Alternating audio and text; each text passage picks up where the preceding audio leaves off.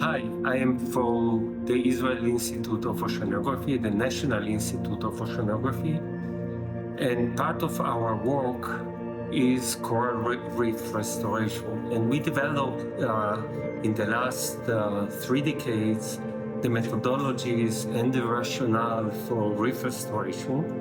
And now in this project, we are trying to bring the knowledge and the ideas and also expertise into other marine animal forest species.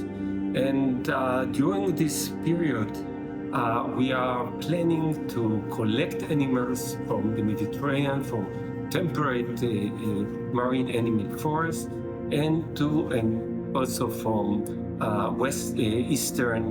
the eastern part of the Atlantic side of Europe, and try to find how to raise these animals, how to transplant these animals. As a matter of fact, I am in charge of the work package 3, which is basically a focus on restoration.